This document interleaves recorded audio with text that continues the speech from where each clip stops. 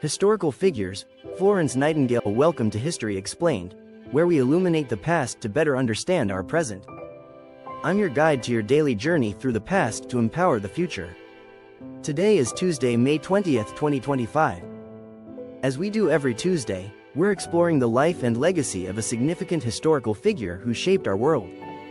Today, we turn our attention to Florence Nightingale, the pioneering nurse, statistician, and social reformer whose 205th birthday was celebrated just last week. Often referred to as the Lady with the Lamp, Nightingale revolutionized nursing practice, hospital sanitation, and the use of statistics in healthcare. Her innovations saved countless lives and continue to influence modern medicine and public health to this day. What makes Nightingale particularly fascinating is not just her professional achievements, but how she defied the rigid gender expectations of Victorian society. Born to privilege, she rejected a conventional life of leisure to pursue what she viewed as her divine calling. Her story is one of determination, intellectual brilliance, and profound moral purpose.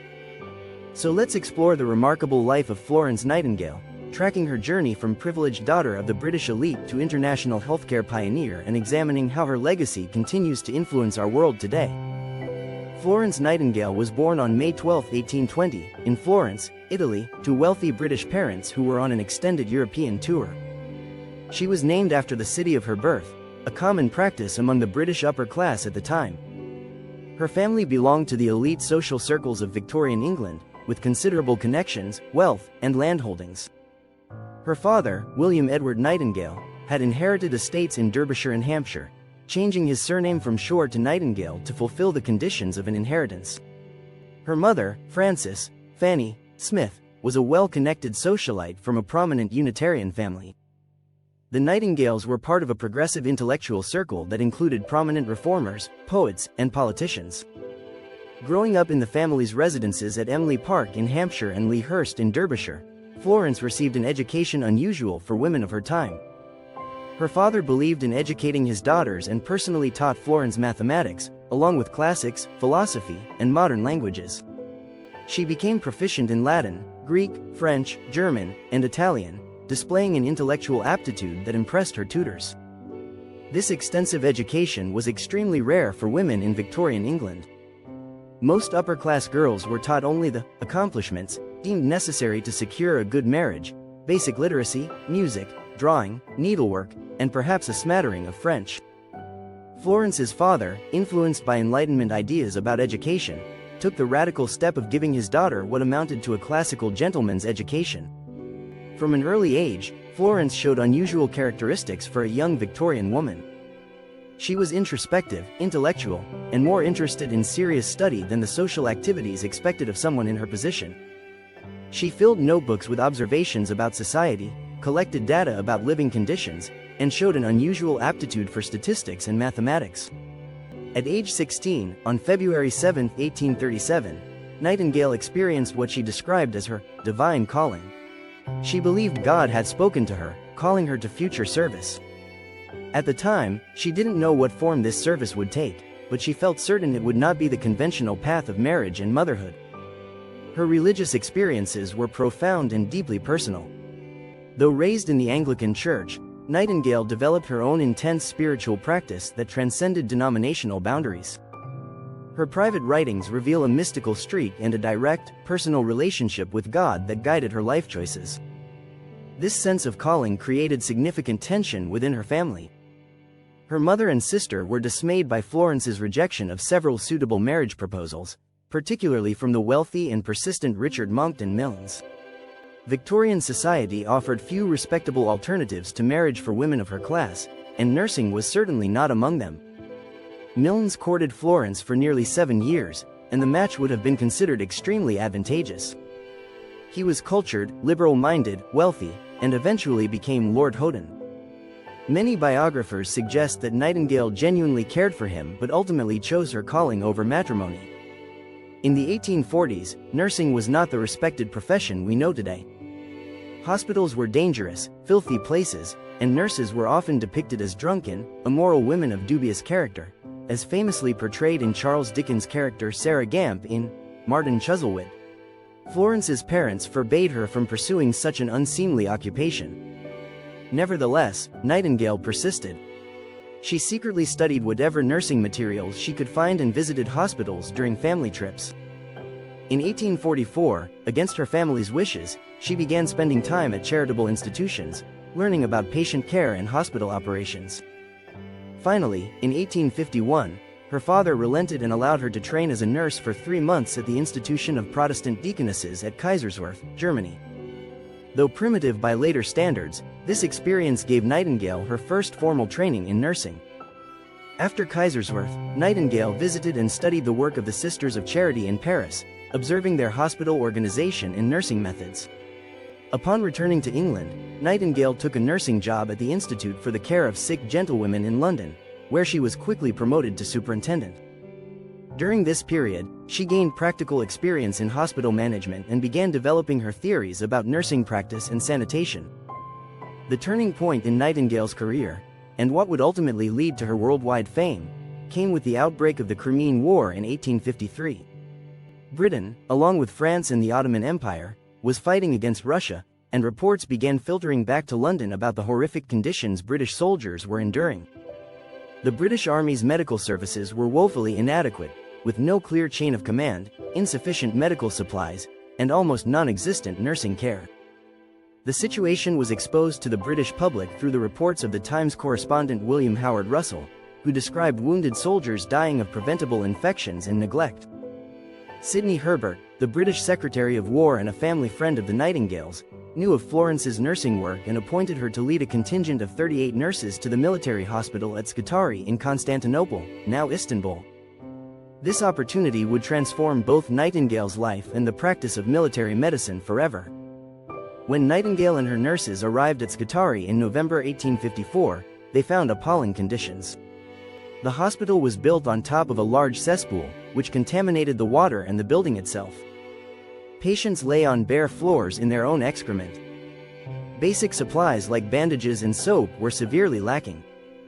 More men were dying from infectious diseases like typhoid and cholera than from battle wounds. The scale of the crisis was overwhelming. The hospital, converted from a Turkish barracks, was designed to hold 1,700 patients but was housing more than 4,000. Men lay in corridors without beds, blankets, or proper care. Military doctors initially resented Nightingale's presence and refused her help, explicitly instructing staff to provide no assistance to Miss Nightingale or her nurses. Undeterred, she used her connections in London to bring in essential supplies and equipment. She established a laundry to provide clean linens, set up a kitchen to prepare nutritious food for patients, and implemented rigorous sanitation procedures. Using her own funds and donations from the British public, she purchased thousands of scrubbing brushes, hundreds of buckets, fresh linens, and proper hospital clothing for patients. Perhaps most famously, Nightingale would make rounds at night, checking on patients while carrying her signature lamp. This image of the compassionate lady with the lamp, moving through darkened wards, became a powerful symbol that captured the public imagination. As Henry Wadsworth Longfellow wrote in his 1857 poem, Santa Filomena, a lady with a lamp shall stand in the great history of the land, a noble type of good, heroic womanhood. Soldiers adored Nightingale, writing home about her kindness and dedication. One soldier recalled, "She would speak to one and another, and nod and smile to many more, but she could not do it to all, you know.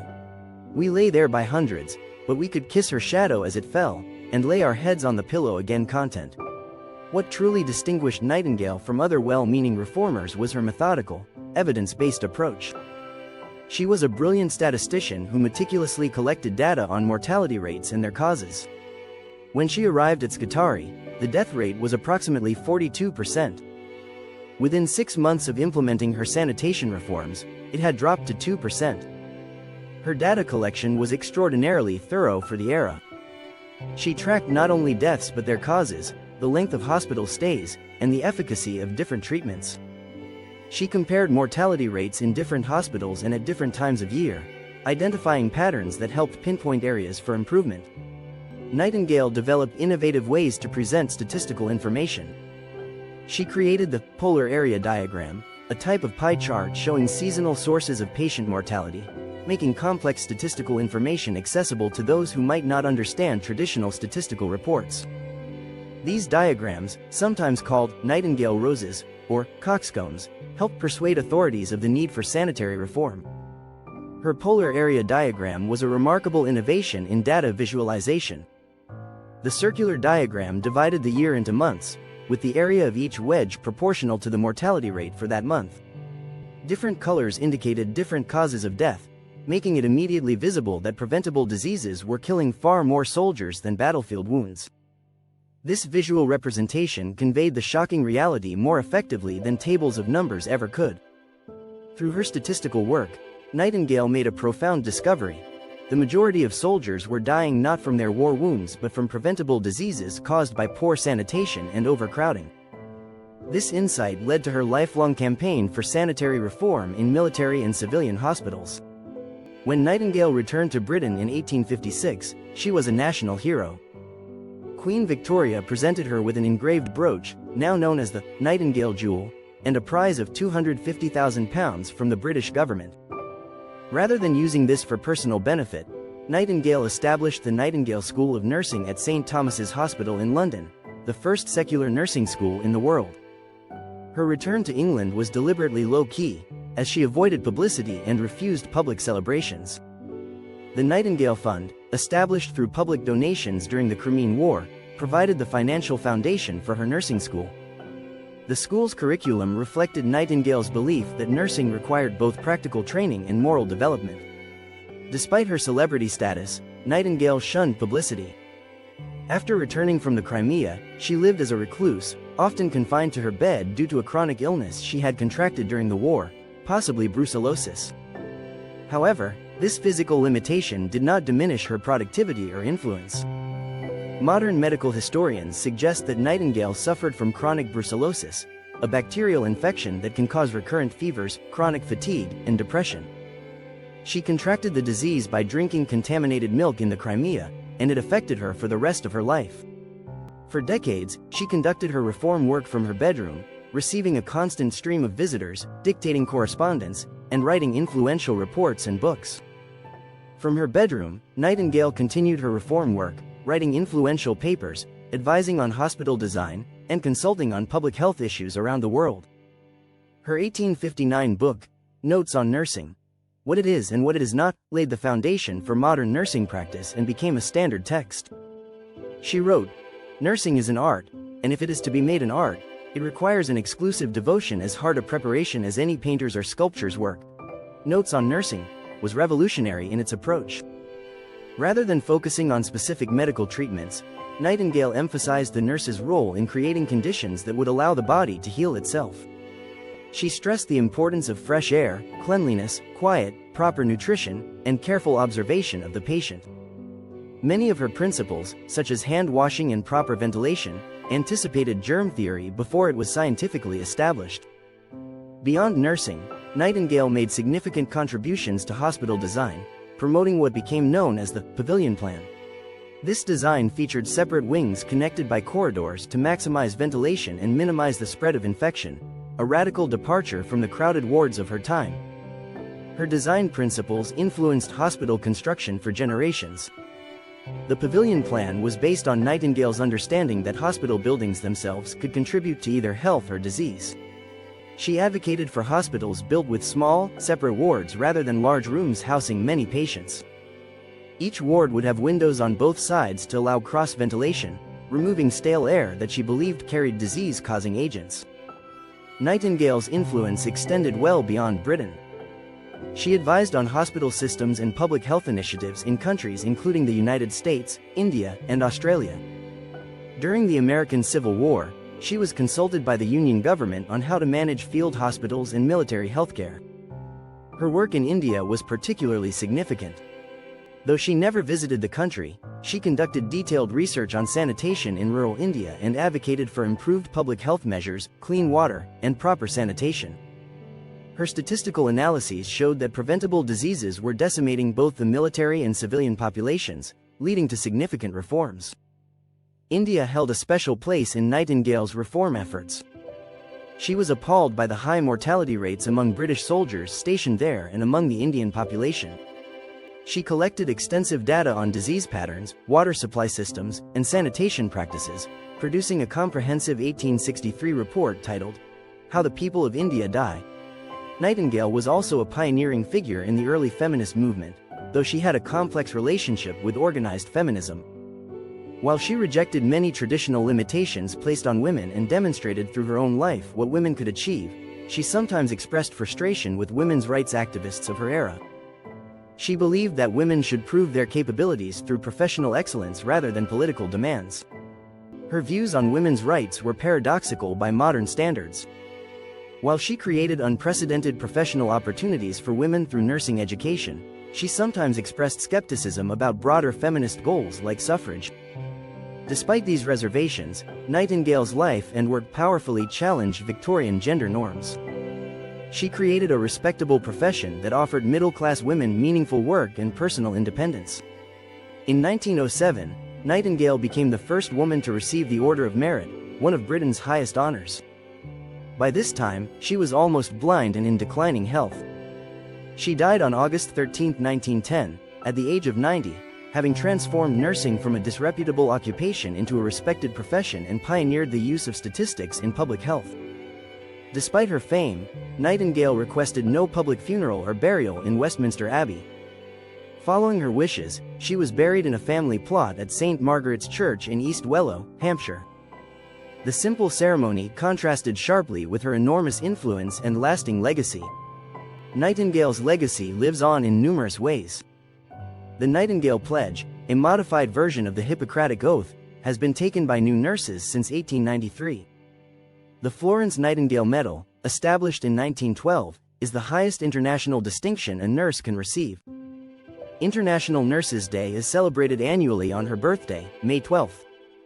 Modern healthcare continues to be shaped by Nightingale's innovations. Her emphasis on hand-washing, proper nutrition, fresh air, and careful observation of patients remains fundamental to nursing practice. Her statistical methods prefigured evidence-based healthcare, now the gold standard in medical practice. In the field of statistics, Nightingale's contributions have gained increasing recognition. She was elected the first female member of the Royal Statistical Society in 1859 and later became an honorary member of the American Statistical Association. Modern statisticians have noted that her innovations in data visualization anticipated many principles of contemporary information design. Her approach to healthcare was remarkably holistic, considering not just the treatment of disease but also the patient's environment and psychological well-being. She wrote, "Health is not only to be well, but to be able to use well every power we have." This perspective anticipates modern understandings of health as encompassing physical, mental, and social well-being. In 2020, during the COVID-19 pandemic, the importance of Nightingale's work received renewed attention. Field hospitals set up to treat coronavirus patients in various countries were named Nightingale hospitals, and her principles of hygiene and data collection proved as relevant as ever. The pandemic highlighted the continuing relevance of Nightingale's emphasis on hand hygiene, proper ventilation, and the meticulous collection of health data. The 2020 bicentenary of her birth, while overshadowed by the pandemic, sparked new scholarly interest in her life and legacy. Recent biographers have explored previously overlooked aspects of her work, including her spiritual writings, her advocacy for hunger relief during the Irish famine, and her mentorship of other female healthcare pioneers. What makes Nightingale's achievements particularly remarkable is the context in which she worked. Victorian England offered women extremely limited opportunities for education or professional development. Medicine was almost exclusively male, and the idea of a woman directing hospital reforms or advising government officials was revolutionary. Nightingale's life invites us to consider how single individuals can drive systemic change through a combination of moral conviction, technical expertise, and strategic action. She used her privileged background not for personal comfort but as a platform to advocate for the vulnerable. She combined compassionate care with rigorous analysis, showing that empathy and evidence are complementary, not contradictory. Her approach to reform was pragmatic and strategic. Rather than directly challenging established power structures, she worked within them, using her connections with influential men to advance her goals. She cultivated relationships with politicians, military leaders, and medical authorities who could implement her recommendations. As we face contemporary healthcare challenges, From emerging infectious diseases to healthcare inequities, Nightingale's approach offers valuable lessons. Her insistence on clean environments, careful observation, detailed record-keeping, and evidence-based interventions remains as relevant today as in the 19th century. Florence Nightingale once wrote, "I attribute my success to this. I never gave or took an excuse." This uncompromising standard, applied first to herself and then to the systems she sought to reform, enabled her to overcome enormous obstacles and literally change the world. Thank you for joining us for this exploration of Florence Nightingale's remarkable life and enduring legacy.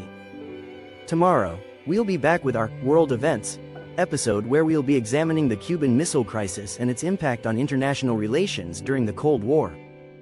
If you enjoyed this journey through history, please like this video, subscribe to our channel, and hit the notification bell so you never miss an episode. We'd also love to hear your thoughts. What aspect of Nightingale's life and work did you find most surprising or inspiring? Let us know in the comments section below. For our members, this Sunday we'll have a special roundup of historical figures whose anniversaries fell within the past week, with additional insights and analysis. We'll explore connections between these influential individuals and how their legacies continue to shape our world. Until next time, I'm your guide for History Explained, where we believe that understanding yesterday is the key to navigating tomorrow.